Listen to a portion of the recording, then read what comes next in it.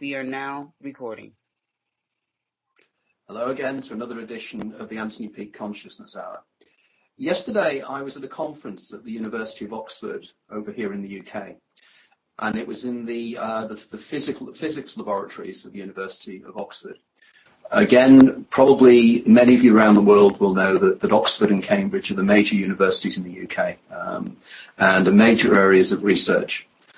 The conference was a one-day conference discussing the mysteries of quantum physics and consciousness and various other areas of overlap.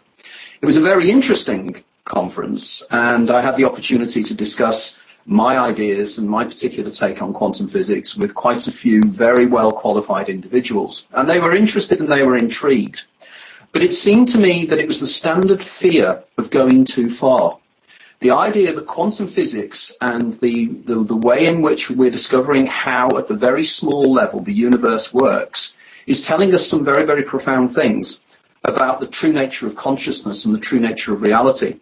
But because our modern day scientists are so stuck in the materialist reductionist worldview, they simply cannot accept the implications of what they're seeing and what they're discovering. In fact, I am reminded as a sociologist when I was at university, we did quite a few research into the development of ideas and scientific ideas.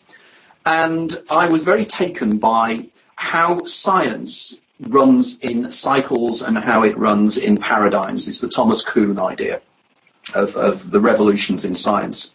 But I was reminded when I was listening to what people were saying to yesterday about the way in which Ptolemy, when they couldn't understand, when they believed that the universe revolved around the Earth, they had the circumstances whereby they could see retrograde motion of the inner planets of Mercury and Venus.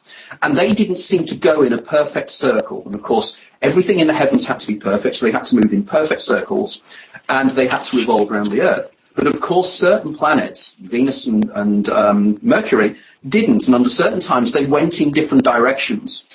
Now, this was called retrograde motion. Now, because their science could not accommodate the reality that the Earth was not the center of the universe, nor indeed the center of the solar system, they developed things called epicycles. And these were mathematical diagrams to explain why these planets moved in the same way. I feel that science is now in the same way. We are trying so hard to shoehorn our belief system into what the scientific evidence is telling us, what the empirical evidence is telling us, that we're desperate to avoid the real truth. And effectively, this suggests to me that we're on the edge of a great new paradigm. And one of the people whose work has fascinated me over the years is Jim Elvidge. Jim is one of those guys. He has a master's degree in electrical engineering from Cornell. He's a hardline scientist by training, but he's one of the guys that's thinking differently. He's actually saying, let's look at the evidence and let us know what it tells us. Now, with the wonders of modern technology, this really fascinates me because I used to live in a town called Horsham, which is around about 7 or 8 miles from where I'm now doing this broadcast. And Jim lives in Horsham in the States. So this is, again, a kind of the way in which the weirdness of the world takes place. Now, before people start turning around and saying, oh, I'm getting carried away here, I'm not saying that's a synchronicity. I'm just saying that as a point of fact. Now, before we get into Jim's scientific background and Jim's new book, which I'm very, very keen to discuss today, I've just posted something on Facebook, and I really just want to know the background as to how Jim had a photograph with one of my favourite ladies, Evangeline Lilly, which I posted on Facebook, so anyone wants to have a look at it. Come on, Jim, explain how that circumstance came about, and then we'll get on to the less serious stuff. Glad to, Anthony, and thank you again for having me on the show. The last time I was on with you a couple years ago, really invigorating conversation. You and I think a lot alike, write about the same things, research the same things, so it was a great experience. I'm glad to be on again. As far as that goes, just a real quick thing about Horsham. I grew up in Horsham in Pennsylvania, and one of the first times, I think probably the first time I went to the UK, I was on a train and went by Horsham Station, and I was like, look, there it is. That's what my town was named after. I've since gotten tired of the cold and moved to the West Coast, but and so that leads me into the discussion about Evangeline Lilly. My son and I went to Comic-Con, which is sort of a pop culture convention. We used to go every year, and she was there at one point. Had a book that she had written, and so we just had a couple of quick selfies taken with her, and then moved on to the next event. So nothing too significant. It's always good when you kind of are involved and see sort of people like that, because Lost was a fascinating TV series, and as you know, there were very, very oblique references to Philip K. Dick within Lost itself, and as you know, I wrote a biography of Philip K. Yes. Dick. So I was quite intrigued as to the references there. But Jim, the thing we want to talk about today is, as I say, I'm a huge fan of your work, and I think your book, The Universe Solved, is a profoundly important book. But it seems now that you've got a new book out, and I'm very keen to actually know what's different between The Universe Solved, the ones we talked about last time, and the new book. So where are you going with this? Where are your ideas taking you? Sure. Glad to talk about that. Just real quick, I wanted to mention that I thought it was great that you opened up with the discussion about retrograde motion, because I actually have that in the new book. And the reason is because there were a number of theories that explained retrograde motion and lack of parallax, stellar aberration, some of these things that that made it impossible for the universe to be revolving around the Earth. So there are all these little bits of evidence, and there are a number of different theories to try to explain those, like Tychonic, geoheliosynchronism, modern heliocentrism, Ptolemaic geocentrism, all these Aristotelian, they were all different in some way. And what I did was I put a little Venn diagram together to show for the anomalies, lack of parallax, retrograde motion, and those kind of things, which of the theories actually explain those anomalies. And so with a simple Venn diagram, you can, kind of quickly see that some of them did pretty well, but only the modern version of heliocentrism explained everything, like the stellar aberration, the phases of Venus, and things like that. So that is an aspect of my book, not just to show a point about the value of a Venn diagram and scientific reasoning of trying to fit a theory to the actual evidence. I mean, this is a very objective way to look at this, as opposed to kind of being blinded by the materialist thought that scientists have been taught over the years for the most part. So then the sort of culmination of the new book is to take probably a dozen anomalies, or maybe 15 anomalies or so, and look at all the different kinds of, quote, theories of everything that could explain some of those. String theory, creationism, digital consciousness, which is more what I'm talking about, and many others. And it turns out, with the Venn diagrams, the only theory that explains all of the anomalies is the one that I'm talking about here. So the book takes a step forward from my first book was kind of recognizing that the world, the universe, the reality that we live in seems to be programmed in some way, and that words are really important. So when you use a word like programmed, it conjures up ideas of, well, there's a programmer somewhere. And we're living in a computer simulation, and that's not necessarily the case. Those are just words that were used. So I stopped short in my first book of saying, yes, it seems to be under program control, like we're in a kind of digital reality that has connections to it that can explain some of these anomalous circumstances. But the new book goes a lot further, because it ties in sort of Eastern philosophies and all of the different categories of evidence, including sort of experiential evidence that many people have had over the years, which often goes unrecognized because it's not reproducible. One person sees an anomalous occurrence and everybody says, oh, well, that's, they were delusional and something like that. Well, when you get 10,000 people seeing it or 100,000 people, now it starts to enter the scientific realm, because science isn't just about, hard material experimentation. It's also about, empirical evidence, that we're experiencing. So collecting a lot of that stuff, Anthony, and coming to a little more conclusion about what's really behind it all. Well, what is the evidence then? I know that you're very much moving towards the idea that the universe functions in a digital way. And I'm reminded here of the work of people like Vlatko Vedrell and various other researchers that are making and coming to similar conclusions. So what is your logical, and Nick Bostrom as well, which I know it was Nick Bostrom. I think you were the first writer that introduced me to the ideas of Nick Bostrom. So thank you for that as well. But where are you going with this? Where do you believe that the evidence is that this is digital in some way? What makes you believe that this is the case? Yeah, that's one of the key questions here. Our world can be one of two things. It can be continuous or it can be discrete. And there's slight nuances between the idea of continuous and analog versus discrete and digital, but they kind of go together. So a continuous model of reality is one that has infinite resolution. It's one where you say between any 2 points in space, there has to be more space. Between any 2 points in time, there has to be more time, no matter how small you make those things. A continuous model is saying that there's always space in between there. But an awful lot of the scientific evidence shows that things are quantized. For example, that's what quantum mechanics is all about, that particles seem to behave in discrete units of energy.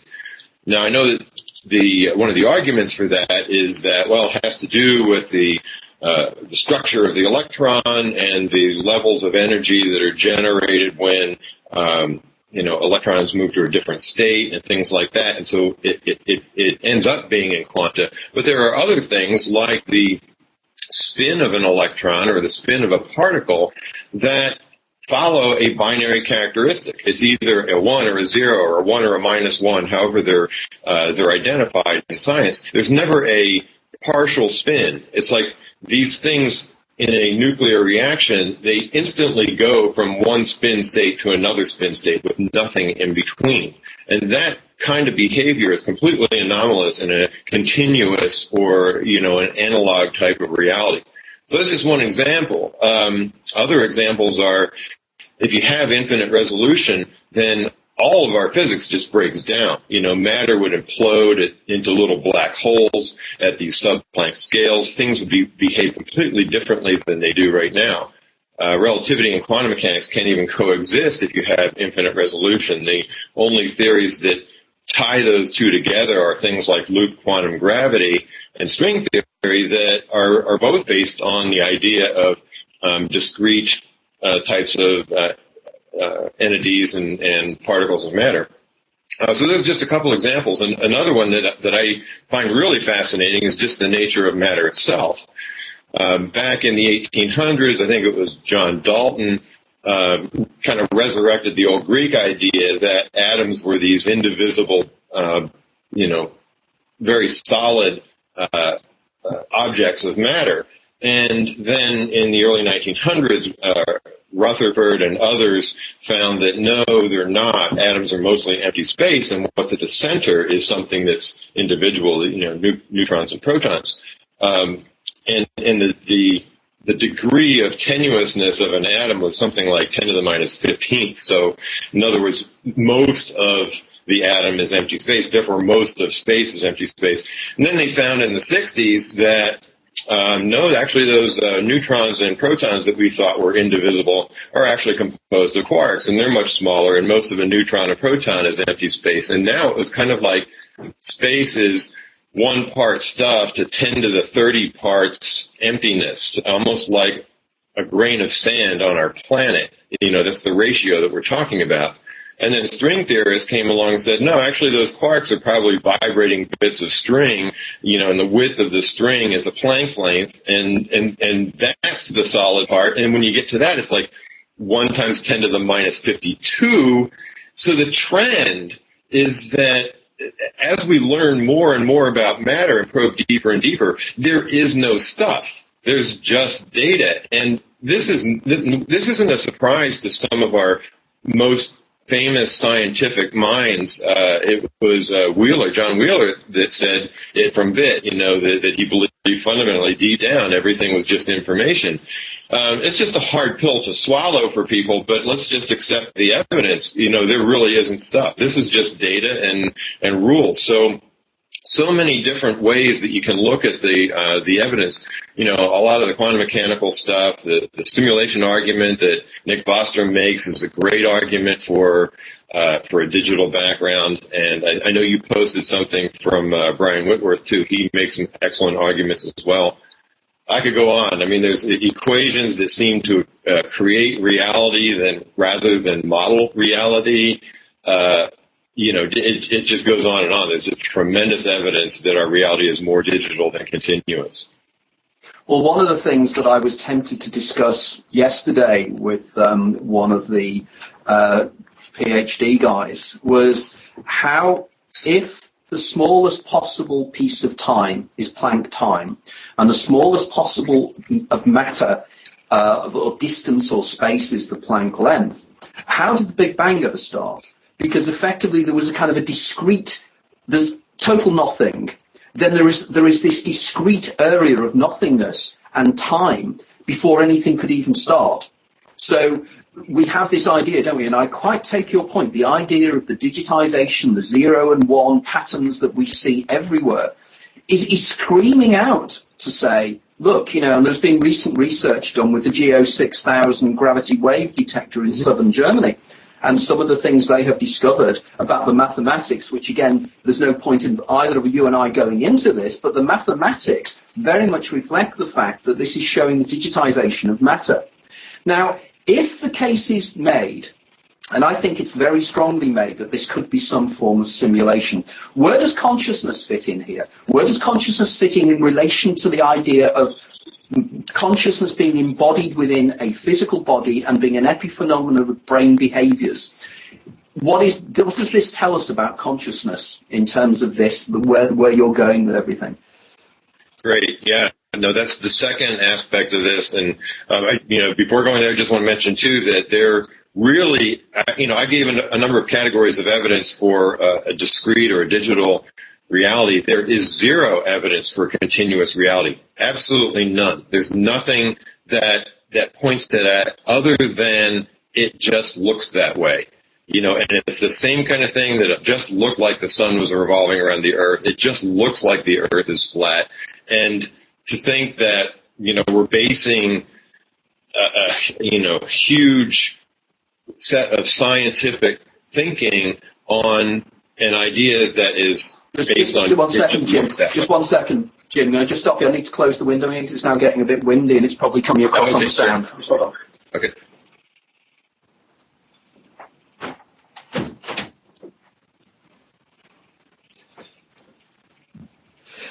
It's those Archons. Right, please continue. Yeah, so I think it was Max Tegmark that said we've never measured anything to a resolution lower than 10 to the minus 16, something like that. So there really isn't any evidence that the world is continuous, and everything points to a more digital world. Where does consciousness fit in? So, if you decompose our brains to the most fundamental level, there's another example of something that doesn't make sense. How can we have a continuous subjective experience if the subjective experience is coming from our brains when, we reconstitute cells extremely frequently, in periods of years perhaps, where particles are reconstituted in, a trillion times a second. Where does that consciousness reside? Some people will say, well, it's an emergent property from the complexity of things. But, that's again trying to fit into the materialist paradigm, and the materialist paradigm doesn't have any real empirical evidence for it. So if you take a step back and try to keep an open mind and say, okay, we've got all of these categories of evidence that consciousness is also separate. So, for example, a near-death experience, what is that? Well, the materialists will say it's the brain shutting down, it's lack of oxygen to the brain and so forth. But people have had shared death experiences, the same kind of experience on the deathbed of someone else, and nothing's happening to their brain. So when you start looking at the actual evidence for things like this, you have to discount what the materialists say about where consciousness derives from. And their whole argument, as you know, Anthony, just comes from the idea that you can put electrodes in the brain and you can see activity when people, are experiencing more, consciousness-centric types of behavior. They see more activity and say, aha, therefore, consciousness must come from the brain. Well, that makes no more sense than saying, the programming on a television comes from inside the TV.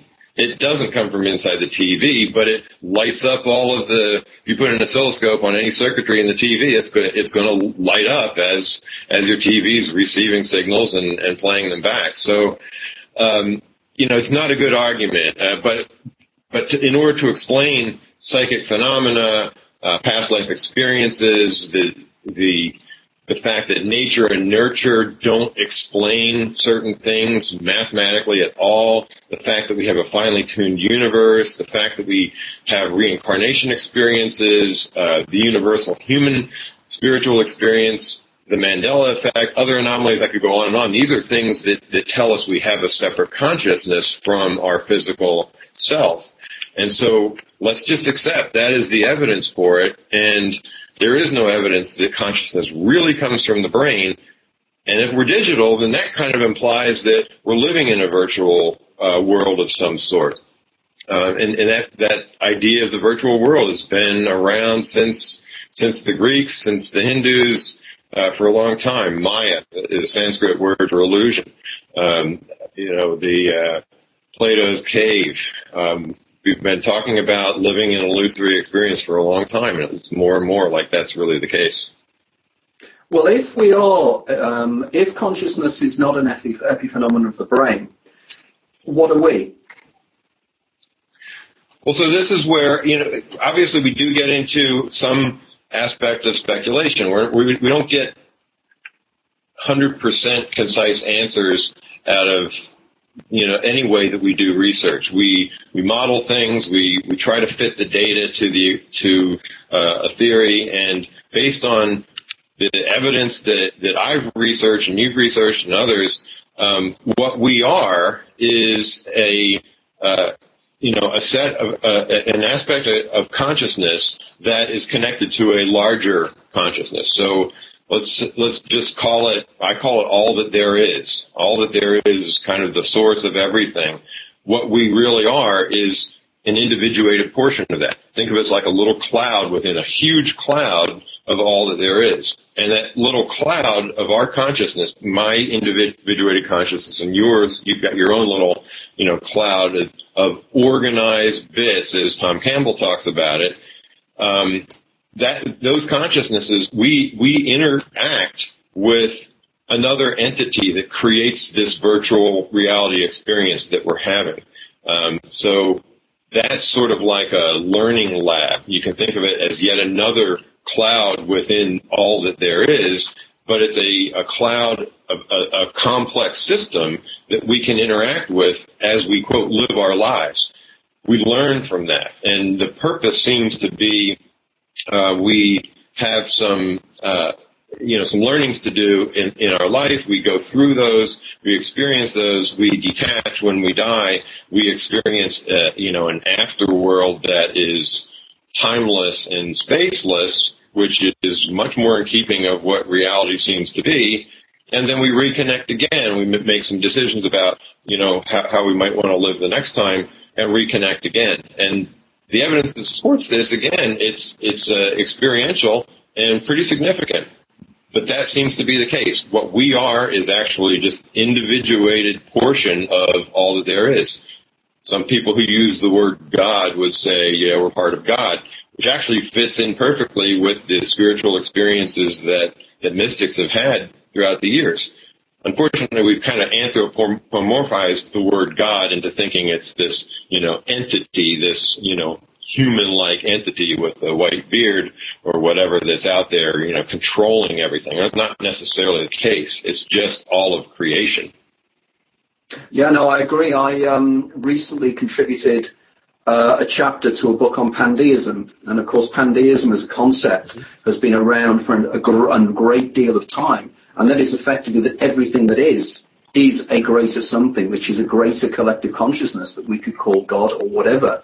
And in my research, I spend a lot of time talking to people who experience substances such as MEO-DMT and DMT and various other entheogens. And of course, the word entheogen actually means God within, is to find God within. And we go back to the ancient traditions and we have the search for God within. We have the idea of the Or Ein Sof within the Kabbalah belief systems. We have the Sufi belief systems. There's all this idea that we are an embodied part of a greater consciousness within some form of simulation. But the thing is, if we are in this simulation, it begs a huge question. And I'm virtually convinced, and I think the arguments are very, very strong. But who wrote the simulation? How is the simulation created and who is behind it? And can it be hacked, even?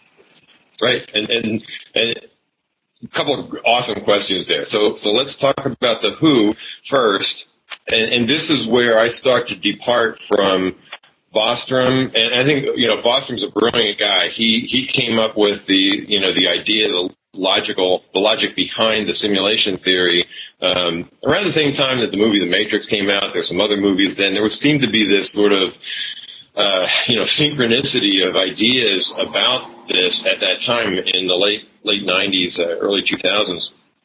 But it was sort of left both in Philip K. Dick's ideas and in Bostrom's and others, sort of left into the category of, well, there's some other entity there. That's the who behind it. It's AI, that's the Matrix model, or it's an alien, or it's some crazed other species physicist that created another universe in the lab, or something like that. And that is one way to look at it. But I think the evidence actually points to something different. The evidence points to a system that has continuously evolved and continuously improved. So the big system, God, if you will, all that there is, has a fundamental rule that it follows, which is, well, I'm going to try something. If that thing that we try leads us to a more profitable outcome, we keep on doing that. If it leads us to a less profitable outcome, we drop that as an experiment. We actually do this in the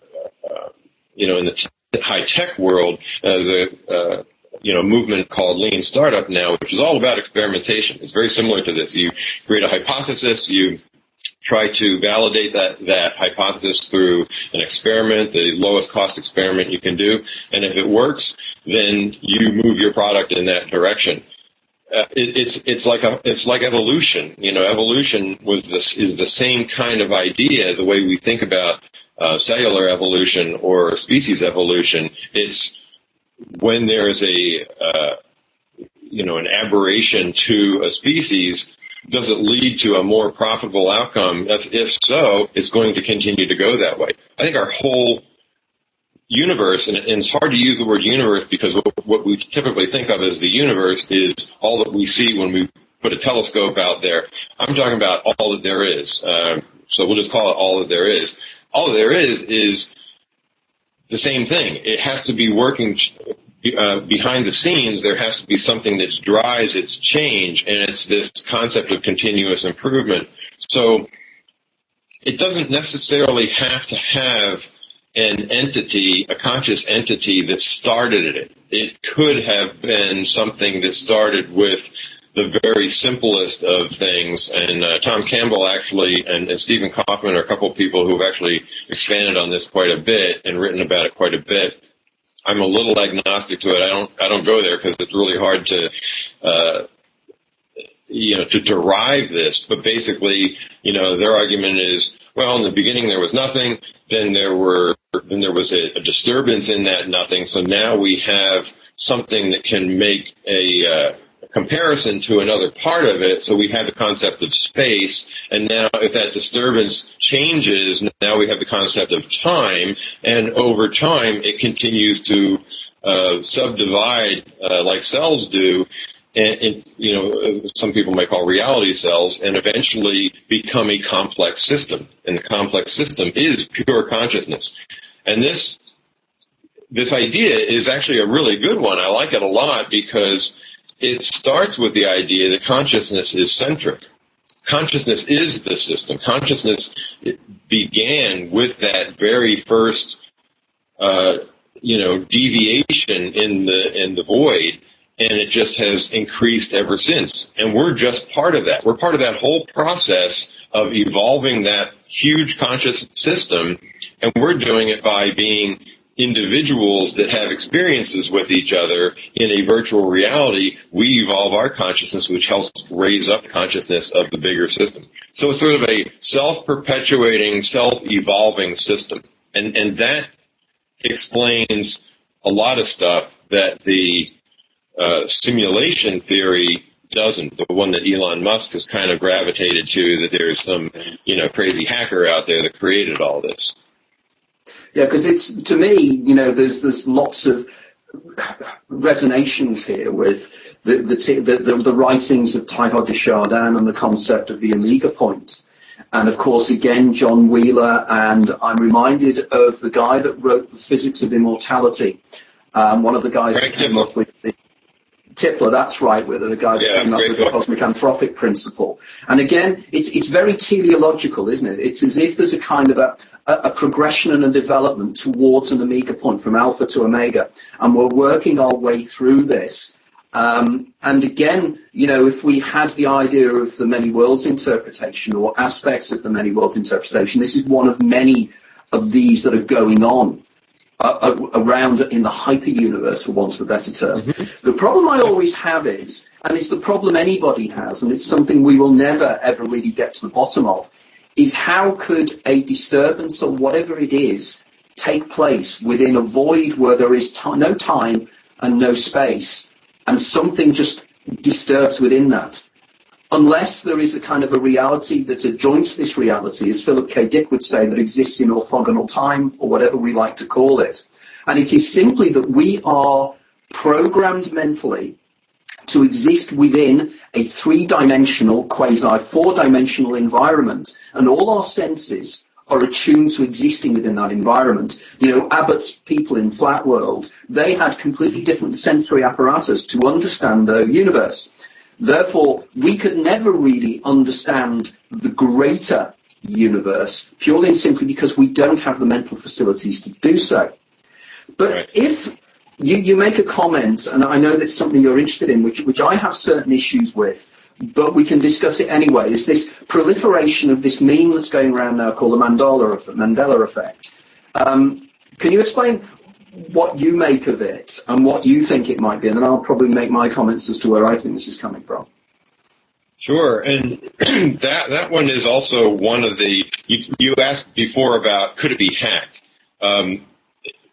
Yeah, I'm not sure the Mandela Effect is an example of hacking, as opposed to, I mean, it could be, but it could also be an example of that process of continuous evolution where we're modifying something and we're seeing what that tells us about our past. So what it is, I'm sure you're aware, but for the listeners who haven't heard of this, the name came from the idea that at one point it seemed like a lot of people had thought that Nelson Mandela had died in prison. When he didn't, he was released from prison and died at a ripe old age of 93 or something like that. But there were so many people, and where did it come from? Did it come from an erroneous news report that got stuck in everybody's mind. It's really hard to determine where that idea came from, but there had been enough people who seemed to remember the same thing that now everybody was saying, well, was history rewritten? What happened? And it is kind of an interesting idea. So since then, there have been some that I think were more significant. So one was this a book series called The Berenstain Bears. I remember it. I was too old to be interested in it as as a child, even though I think they were around in as far back as the 60s and 70s. Maybe it wasn't something that I read that much, but I remember seeing them, and I clearly remember seeing the name spelled S-T-E-I-N, Beren, B-E-R-E-N, S-T-E-I-n. Well, now if you look up every single artifact or every single bit of evidence of that book series, it's spelled S-T-A-I-N. And most people, 80, 90% of the people I've polled, friends, family, and so forth, they remember it as S-T-E-I-N. So it's pretty odd that that would suddenly change. Okay, that one's good, but there's no way to prove that it was ever S-T-E-I-N because there's really nothing out there independent that says that it was, other than our memories. But then one came along recently which just totally floored me, and it was from the James Bond movie Moonraker, if you had ever seen that. There was a scene in there where the henchman was this guy named Jaws who had a mouthful of metal teeth, and he got busted up in a crash of a cable car in Rio, and this young woman helped him get out of the rubble, and the two of them looked at each other, and she smiled, and she had braces on, and he smiled, and he had his metal teeth, and the music swelled, and all of a sudden they immediately fell in love because of this connection of the metal teeth. And that was the joke, the campy joke in the movie was, oh yeah, it makes sense that they would all of a sudden love each other, and we all laughed. Well, now, the movie, she doesn't have braces anymore. So it's interesting that, okay, something seemed to have gotten rewritten here, but there is actually a different category of evidence that she did once have braces, which is the whole point of the scene in the movie. It makes no sense, the way it played out if she didn't have braces. And in fact, the BBC even wrote an obituary for Richard Keel, the guy who played Jaws, where they referred to Dolly, the girl, as having braces. That obituary still exists in our reality. You can look it up. So what's happened? But if you go find a copy of that movie, she's not wearing braces anymore. So yeah, that's the Mandela Effect. How would I explain it? The way I would explain it is it's actually not really that hard in a programmatic reality and a virtual reality that we're actually living in to rewrite all the artifacts. I could do it in a computer program. I can just, go back and say, search and replace all, search and replace every bit of, the word Berenstain with Berenstain. Search and replace every image of Dolly with braces with Dolly without braces. And, fundamentally all this stuff is created by bits, ones and zeros. It's not hard to go replace that. But we didn't perfectly replace it in the Dolly case because we've left a couple of articles. Somehow the system has left a couple articles out there. And to me, it's just like this little bit of, sense of humor that all that there is seems to have, kind of leading us to think about these things and ponder these things and maybe, move away from the materialist paradigm because of these kinds of things. Maybe that's what it's doing. I don't know.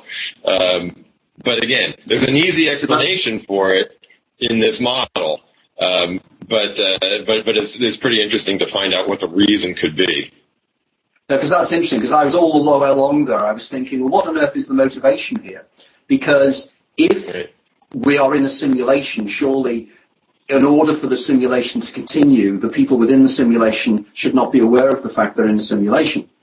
And indeed, there's some kind of logic. I know there's a logic argument to say that you could never know you were in a simulation. I can't remember some very, very applied logic to this. But to me, applying Occam's razor to this, I would argue, and I may be totally wrong here, but my interpretation of this is it's just people's memories. I mean, for instance, I followed the news very precisely over my life. And I know perfectly well about Nelson Mandela. And I know he didn't die in prison. And he definitely didn't die in prison in my universe, because I know he didn't. But I'm being interested in history and how history develops. So therefore, my areas of attention that I'm interested in will be aware of that. But there are millions of people around the world who at the time weren't necessarily interested, and therefore collectively assume that he died in prison, which again is a possible logical conclusion. The same goes with some of the symbolism of the advertising.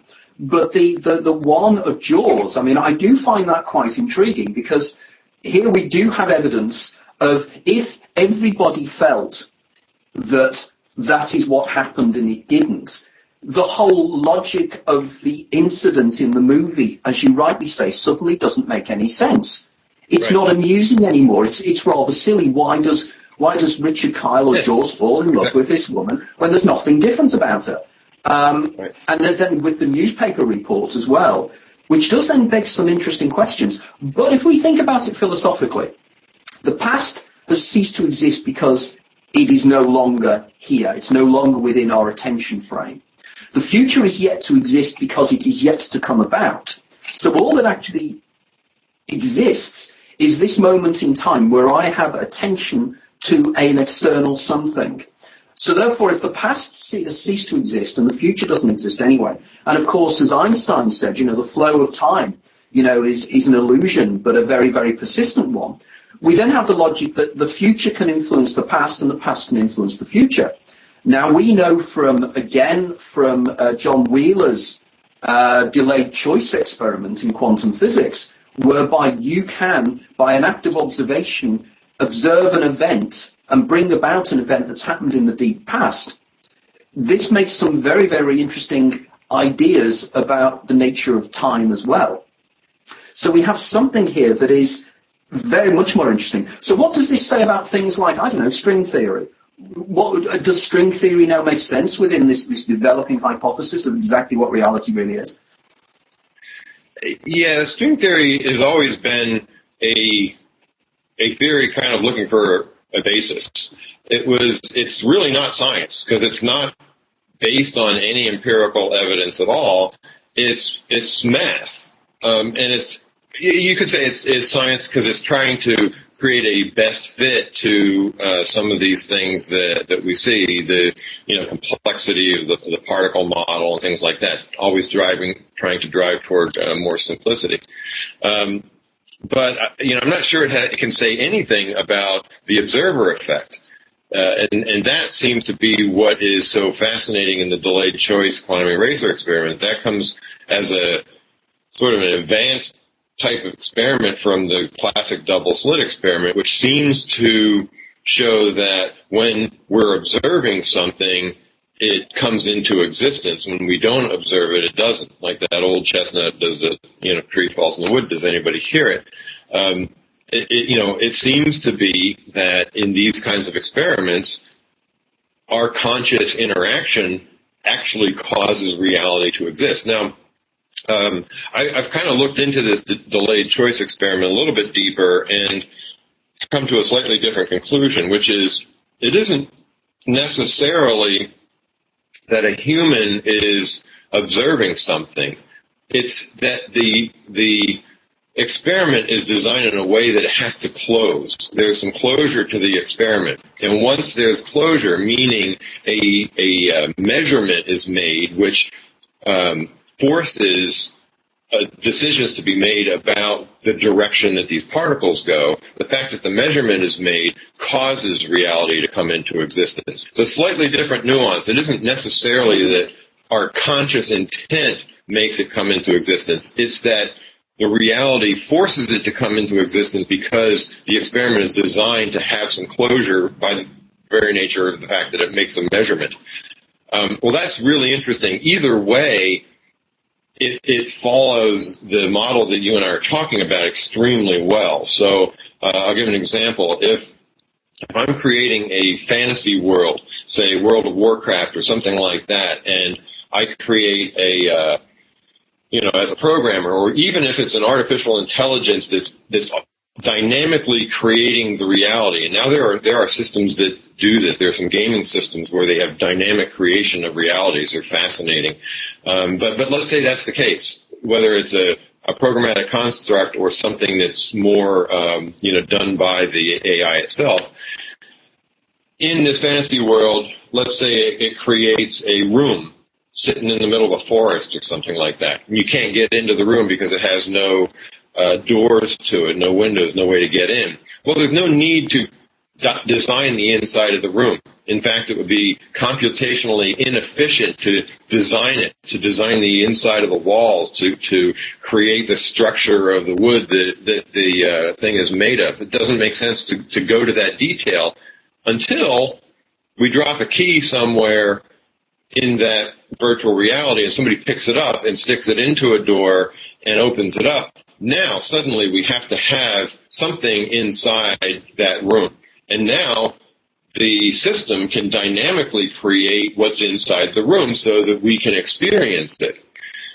And that seems to be what's happening with quantum mechanics. The reality doesn't come into existence until it needs to. Does it need to because we're observing it, or does it need to because the experiment has some closure to it because of a measurement that it's making? It kind of doesn't matter, but it does tell you that reality is sitting there in this state of sort of suspension until it needs to develop its detail, and then it does. Well, that, you can't do that with a continuous system that doesn't have, some programming or some logic behind it.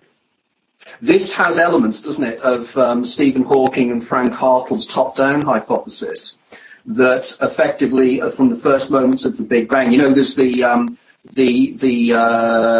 Richard Feynman's sum over histories idea, that if the particle takes every direction, the particle isn't in two places, it effectively takes every direction that it could possibly take, and then the sum of all those potential directions are where it's actually found. And Frank Hartle and Stephen Hawking have come up with the idea that the universe itself works upon those principles. So effectively, the outcome of every decision, every movement, every potentiality is already there, waiting to be collapsed, because the circumstances need these circumstances to occur. I'm also fascinated by your idea of the rendering, and I think the first time I came across this was in Tom Campbell's My Big Toe, and the idea, that everything is rendered as is needed.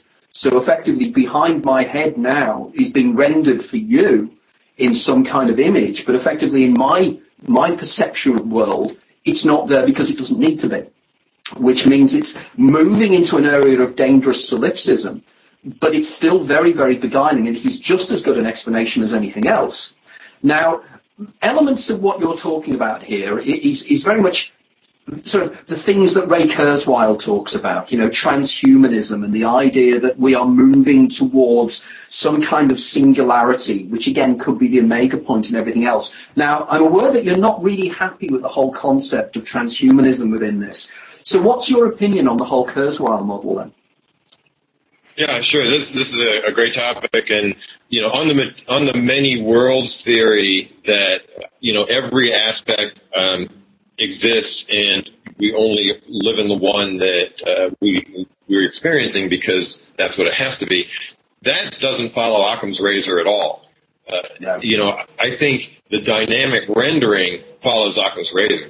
That's the simplest way to create a reality, not to create every possible instantiation of reality and then, pick the one that's perfectly fit. So I think that the many worlds people, ultimately, they're a little bit following the materialist paradigm. They're still trying to fit into that model something, even though that's a pretty wild thing to say as materialist. They're still trying to fit something in that has some kind of materialist, reductionist type of idea to it. But I just don't think it fits. Now, Tom Campbell does also talk about the idea of, you can create a simulation if you want. If we have this incredible computational space that we exist in, we could play out a simulation and see, well, what happens if we do this? Oh, not a good idea. Better not go down that path. And maybe that's what happens sometimes when people have these, precognitive experiences. You've probably heard of people who have this overwhelming fear of an intersection they're approaching. They put on the brakes, and there's no way they could have seen the cars coming, but they avoided an accident. So, that could be something like that. Entanglement and quantum Zeno, things that you mentioned at the beginning, they're perfectly explained by this automatic rendering, and they exist permanently once this happens. So anyway, back to the transhumanism and singularity. A lot of it's based on the idea that we're like hurtling toward artificial intelligence and at the speed of Moore's law, the doubling that happens every couple of years. And that Moore's law applied really well, and it still applies to technology in the sense of the density of transistors on a chip and the density of computational complexity.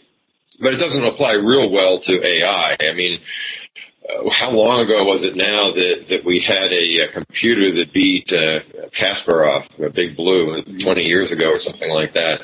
And recently, now a computer has beat a Go master. So 20 years, it doesn't seem like we're like going leaps and bounds exponentially in terms of artificial intelligence. In fact, we've had neural networks around for a long time, and they do some things, but we're nowhere near really creating, true AI. So I think the argument is flawed a little bit in the time frame, but that's fine. We'll probably get to the point where AI is created, and maybe it'll be past 2045, like the transhumanists say. The thing that I have a concern with is the idea that we want to upload our consciousness to silicon so that we achieve immortality. That seems to be kind of a central tenet of this idea. And what bothers me about that is if all the evidence is, as I think it is, we already have immortality. We're living in a virtual world, and we'll live in another virtual world when we pass from this one. So there's no need to extend our lives artificially. There's no need to try to put our consciousness into silicon, which is another aspect of our virtual world. It's cheating the ferryman, So I don't know what your thoughts are on it. I kind of feel like... to me, the major problem here is called the substrate problem, isn't it? Effectively, if I was able to duplicate digitally every single part of my brain in every down to the subatomic level, and I could then upload that into a machine, and then I am killed, that doesn't mean that in the machine is me. Because effectively, there's the magic something that is consciousness, the something that, in my latest book, I had the final chapter, I discussed the idea of at what point of complexity within a neurological system, within a neurochemical system, within a neuroelectrical system, does consciousness suddenly appear? Now, for instance, is it the addition of one molecule and then suddenly, magically, as if from nowhere, self-referential consciousness just appears within inanimate material? None of this makes sense to me. The consciousness has to be something outside, and it's imbued inside. So it's outside, but viewing from outside, inside the simulation. So therefore, to be able to just create consciousness using inanimate matter, and in the final analysis, dead matter, it just doesn't work for me. And this whole idea that in some way man and machine will morph into this kind of greater something. And I know that Kurzweil has been putting off the singularity for years. There's a lot of the things he says I buy into, because a lot of the stuff is logical, and a lot of what he says is very similar to what we're trying to say.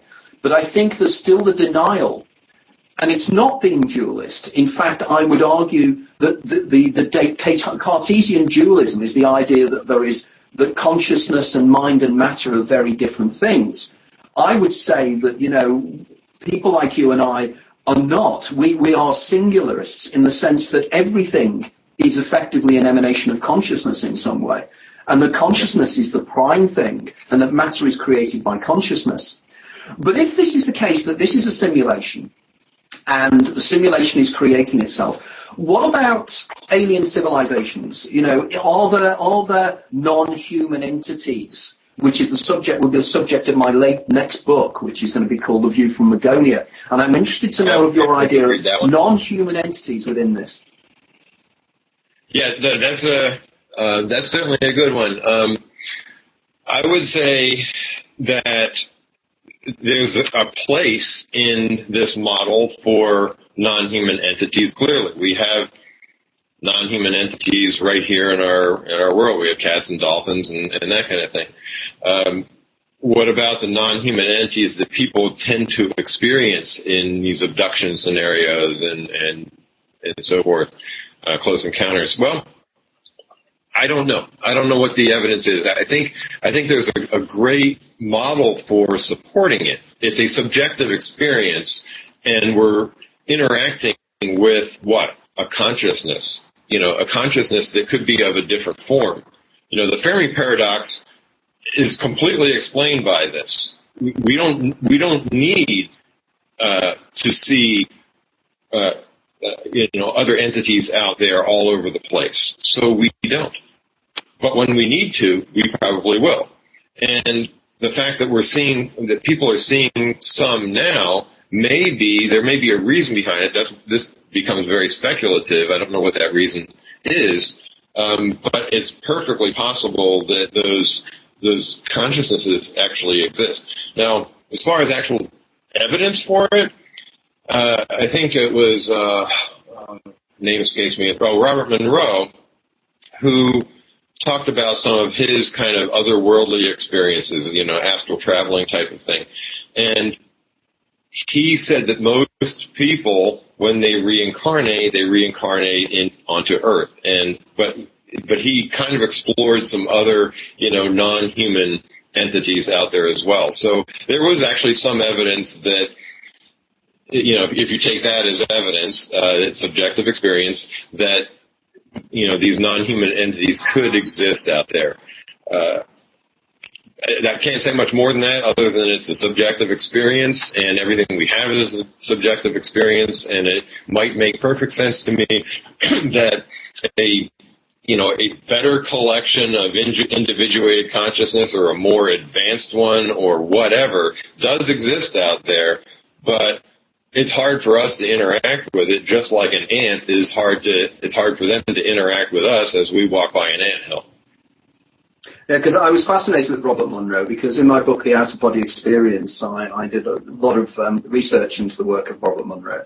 And I was particularly fascinated with his example of what he called I there. And I don't know if you remember this, was when he would find himself in an out-of-body state in somebody else's body in another place, which was kind of like an alternate Earth.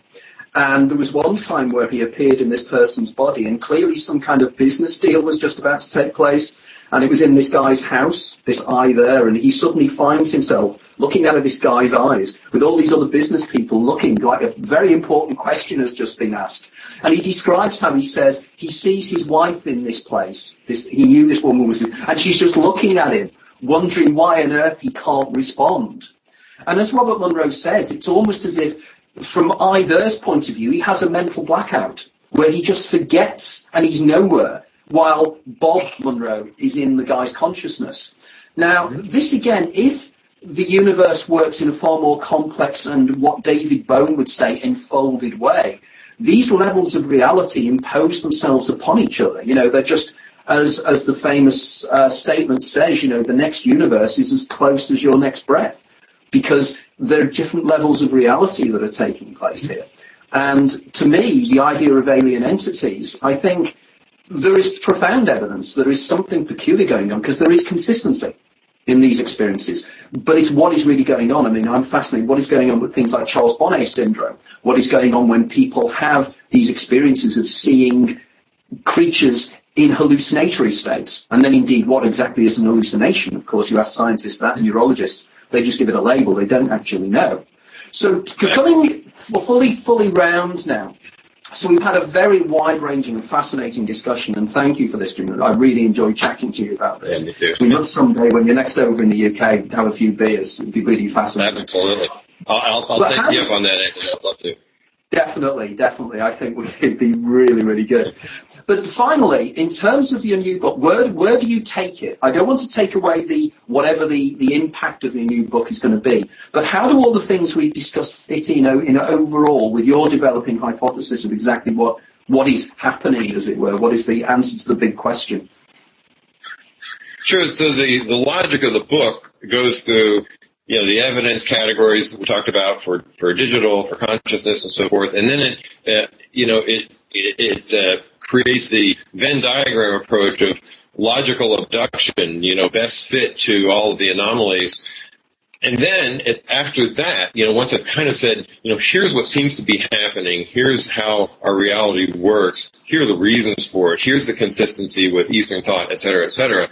After that, I make an attempt to fit in everything else. So the holographic principle.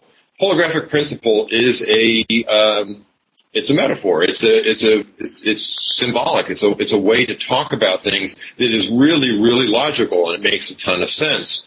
Ideas like the power of positive thinking make a lot of sense. Quantum mechanics makes a lot of sense, but it's just a model. And the different interpretations of quantum mechanics are just models. All of these things are models, and they're at higher levels than the digital consciousness framework that I describe in the book. So they all have at basis this idea of us being part of a large digital system connected to a virtual reality that we experience things in, but everything else can make sense on top of it in a very logical way. And I think that's the beauty of the philosophy, is that it's very inclusive, and it's very satisfying. Great. Now, as a final point then, we're coming to the end. So how can the people who are watching this program, how can they contact you? What's your website? What's the title of the new book? And indeed, a little bit about your old book, because I'm sure after this, I hope there's going to be lots of people rushing off, checking out Jim Elvidge and saying these ideas are absolutely fascinating. So if you let them know how they can contact you and everything else. Oh, sure. Thank you. I appreciate that, Anthony. The website is called theuniversesolved.com. That is the name of my old book. The new book has a working title right now of Digital Consciousness. It's in production, getting the images together and everything. That will probably stick, but there might be a last-minute change to the title. And that'll probably be coming out in a few months once we get the production going. So there's a forum on the website. There's a blog that I do. People can interact that way. But probably I'm most active on Facebook. Believe it or not, I have a Universe Solved page on Facebook, and post provocative articles, some of my own things, some things that other people post as well. That's another way to interact with me and discuss some of these ideas.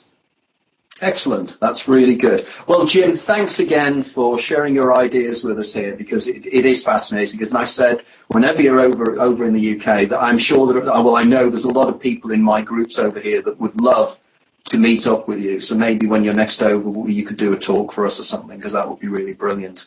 Okay. Absolutely love that, Anthony. Okay, thanks very much. Thanks for that again, Thank Jim. you. Okay, as usual, thank you again to Dia Nunez in the background there, who without her this would not happen. And thanks again for listening in to the latest edition of Anthony Peake Consciousness Hour. We've got a lot of very, very interesting guests coming up in the future as well. It's a very, very exciting time. So thanks again for listening in or for watching in, and we'll see you all soon. Thanks. Bye-bye.